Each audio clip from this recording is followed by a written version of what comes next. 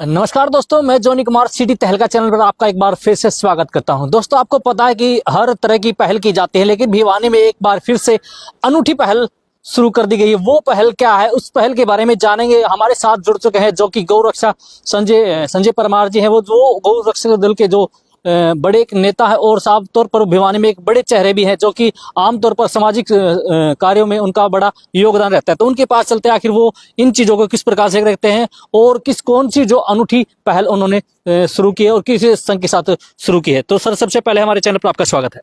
धन्यवाद, आपका बहुत बहुत शुक्रिया। तो हम आपसे जानना चाहते हैं कि आपने आपके संगठन और एक दूसरे संगठन ने मिलकर एक नई पहल शुरू की है। वो पहल क्या है, क्या नाम है और किस प्रकार की वो पहल है? एक है भिवानी परिवार मैत्री संघ, दिल्ली के अंदर है। भिवानी के हमारे काफी अच्छे गौ भक्त और हमारे बुद्धिजीवी जुड़े हुए हैं उसमें। तो उनका हम मानद सदस्य के तौर पे हमारे को भी शपथ दिलाई गई है। तो उन्होंने एक दिल्ली के अंदर पहल कर रखी है कि किसी भी खंडित देवी प्रतिमाओं को इकट्ठा करते हैं वो, और इकट्ठा करके एक जुलाना के पास एक आश्रम है संत जी का, उनको दे के आते हैं। और वहां पे संत पूर्णमासी के दिन विधि विधान से मंत्रोच्चारण के साथ उसको हवन यज्ञ करके उन खंडित प्रतिमाओं का विसर्जन और निस्तारण का कार्य करते हैं। तो हम मीटिंग 15 दिसंबर को वहां पे मीटिंग थी, तो हम भी गए थे। तो उन्होंने ऐसे बताया, तो हमको बड़ा अच्छा लगा। हमने कहा भाई ये पहल हम भिवानी में भी शुरू कर सकते हैं। तो हमने उनको ऑफर किया कि हम गौरक्षा दल और भिवानी परिवार मैत्री संघ दोनों इकट्ठा मिलकर हम भिवानी के अंदर भी अभियान शुरू करें। तो आज हमने शुरुआत की है। जितने भी शहर की मंदिर में और नहर किनारे, पार्कों में, पीपल के पेड़ के नीचे जो खंडित प्रतिमाएं हमारे लोगों द्वारा रखी गई है, उनको हमने उठा के इकट्ठा किया आज हमने गो चिकित्सालय हमारे में।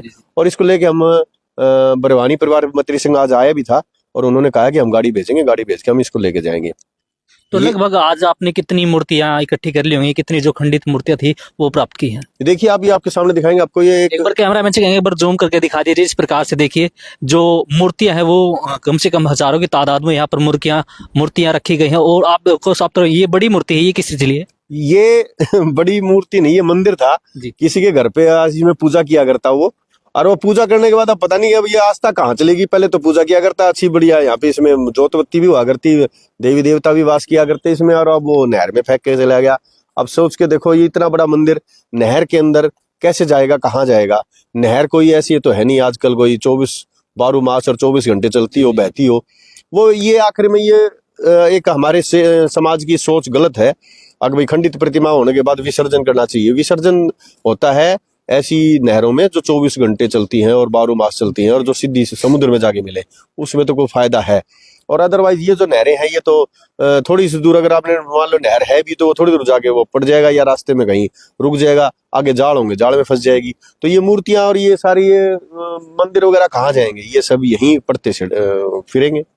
तो क्या मानते हैं, जो अपने हिंदू समाज में एक सभ्यता मानी जाएगी कि जैसे गणेश की जो मूर्ति वो परवाही की जाती है नहर के अंदर या तालाब के अंदर, तो क्या ऐसी जो हमारी सभ्यता है उनको समाप्त कर देना चाहिए? क्या करना चाहेंगे? नहीं, इसमें सुधार करना चाहिए, समाप्त नहीं करना चाहिए। देखिए, इनका सुधार का मतलब इनको एक, देखिए इनको हम माथे पर लगाया करते हैं। जी बिल्कुल। और आज हम इनको ये हमारे पैरों की धूल की फांक रही हैं, ये गलत है। तो इसको थोड़ा सुधार करना चाहिए। या तो आप सुधार के लिए क्या प्रयास करने चाहिए? इसका ये प्रयास करना चाहिए इसको तरीके से। या तो देखो, आजकल पानी तो रहा नहीं। जी। तो मेरा ख्याल है इसको है ना, सबको इकट्ठा होके और इकट्ठा करके एक जगह पे हम इनको जो व्यवस्था कर रहे हैं, एक खड्डा खोद के और एक हवन यज्ञ के द्वारा और मंत्रोच्चारण के साथ इसको खड्डे में मिट्टी मिला दो। देखिए, आपको पूरा हरियाणा देख लिया है। क्या ये संदेश पूरा हरियाणा वासियों के लिए है या पूरे देशवासी के लिए, सिर्फ भिवानी वासी? नहीं, ये तो पूरे हिंदू समाज और सनातन धर्म से जुड़े हुए हैं, सभी के लिए है।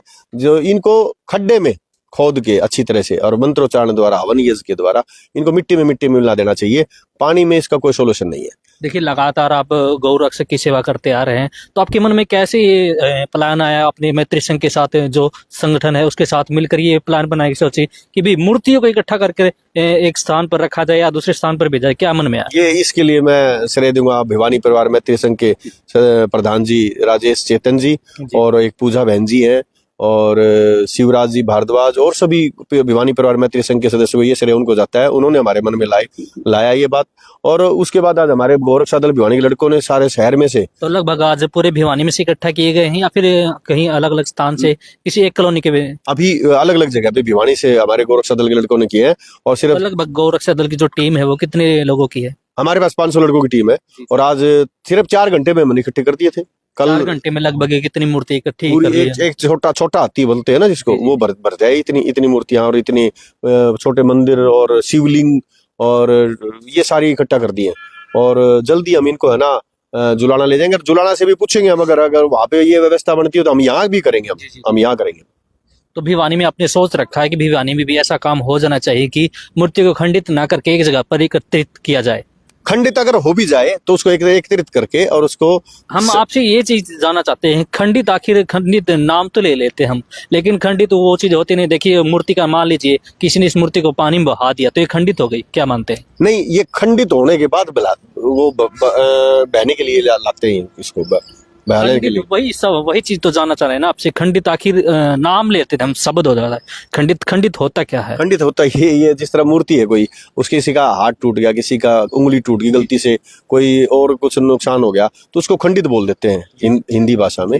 तो वो खंडित प्रतिमा की पूजा करना अपने शास्त्रों में निषिद्ध माना गया है। तो उसको क्या करते हैं हम, कहीं पीपल के पेड़ के नीचे रखाएंगे या नहर के किनारे रख देंगे या नहर के अंदर डाल देंगे।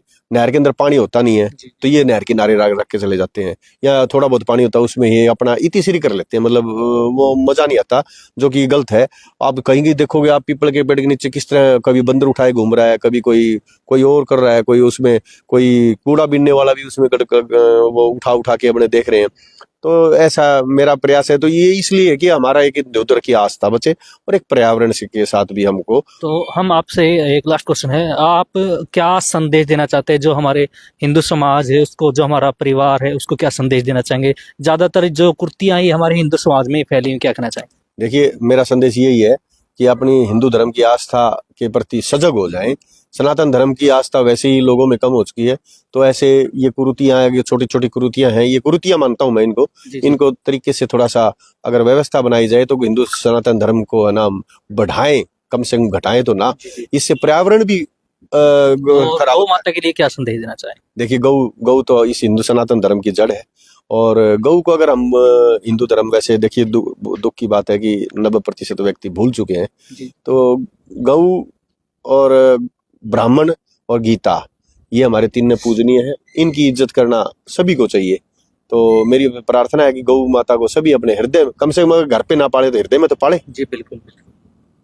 देखिए हमारे साथ थे संजय परमार जी, उन्होंने काफ़ी अच्छे तरीके से बताया कि किस प्रकार से जो खंडित मूर्तियां हैं उनको साथ में रखकर एक जगह एकत्रित कर इनको एक स्थान पर जो पंडित के द्वारा इनकी पूजा वगैरह करके इनको आराम से किसी खड्डे वगैरह में एक जगह पर पूजा वगैरह करके एक जगह पर एकत्रित करके इनको रखा जाए। और दूसरी तरफ इन्होंने कहा कि एक मैत्री संघ जो संगठन है उसके साथ मिलकर इन भिवानी जिले से आज जो तमाम जो मूर्तियां थी अलग अलग जगहों पर थे, इनको एकत्रित करके आज जो बताया जा रहा है कि जींद में कोई आश्रम है वहां पर भेजी जाए। तो ये एक अनूठी पहल है भिवानी के लिए और जो भिवानी का जो संगठन है मैत्री संघ संगठन उसके लिए।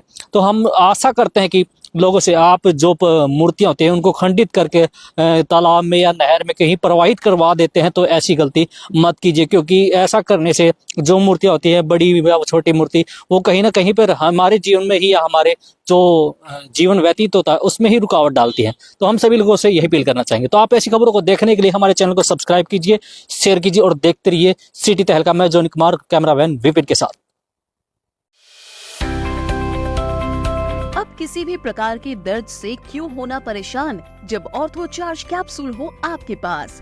सभी प्रकार के दर्द में आयुर्वेदिक पद्धति पर आधारित रामबाण इलाज। कबीर औषधालय का ऑर्थो चार्ज ऑयल, कैप्सूल और सिरप आपको देता है तुरंत आराम। अनेक प्रकार के दर्द जैसे sciatica, spondylitis, rheumatic pain, arthritis, lumbar pain, सभी दर्द को दूर करने का रामबाण इलाज। 100% आयुर्वेदिक जड़ी बूटियों से बनाया गया ऑर्थो चार्ज कैप्सूल और ऑयल एक बार प्रयोग में अवश्य लाएं। अधिक जानकारी के लिए संपर्क करें। एड्रेस: कबीर औषधालय, सेक्टर 14, सोनीपत, दिल्ली, NCR।